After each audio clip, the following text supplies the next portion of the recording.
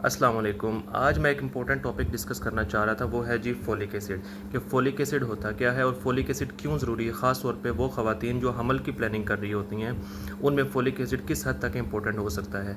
Basically जो हमारे पास as a neurosurgeon बहुत सारे सैकड़ों बच्चे ऐसे आते हैं जिनका दिमाग में पानी ज़रूरत से ज़्यादा होता है, पैदाइश के बाद सर उनका बहुत बड़ा होता है, ठीक है, और उनकी कमर में फोड़े होते हैं जिनको आम जुबान में कमर में फोड़े कहते हैं। उनको हम स्पाइना बाइफिडा कहते हैं, मेनिंगोसील, माइलोमेनिंगोसील। क्या होता है बेसिकली, जो फोलिक एसिड है ना, वो दिमाग, रीढ़ की हड्डी और हराम मगज़ की नशोनुमा के लिए बहुत ज़रूरी है, ठीक है। जब उसकी कमी होती है एक ख़ातून के अंदर, तो उनके पैदा होने वाले बच्चे कैसे पैदा हो सकते हैं कि उनका जो दिमाग या हराम मगज़ है उसकी प्रॉपर ग्रोथ नहीं हो पाती, ठीक है।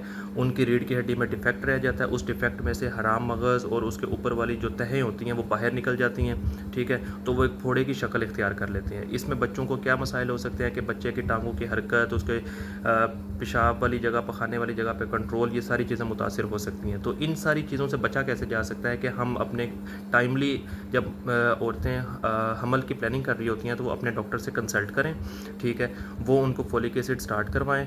हमल से तकरीबन 1 महीना पहले 400 माइक्रोग्राम की एक टैबलेट फोलिक एसिड की इस्तेमाल करना शुरू कर दें, और हमल के बाद 3 महीने तक आपने ये लेनी है, क्योंकि इसी टाइम में आपके दिमाग और रीढ़ की हड्डी, हराम मगज़ और बाकी सारे ऑर्गन्स की ग्रोथ बच्चे में हो रही होती है, ठीक है। इसके अलावा फोलिक एसिड माँ के लिए भी ज़रूरी है कि माँ में खून की कमी को बचाता है, खून की कमी नहीं होने देता।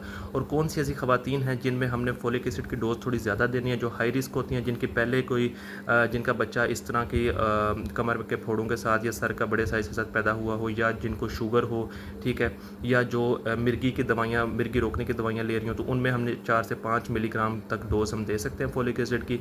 वरना जो स्टैंडर्ड डोज़ है, जो हमने इन सारी चीज़ों से बचने के लिए हमने पहले से स्टार्ट करवा देनी है, उसकी डोज़ होती है 400 माइक्रोग्राम या 0.4 मिलीग्राम।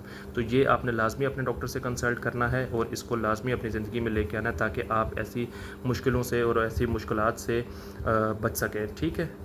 Thank you.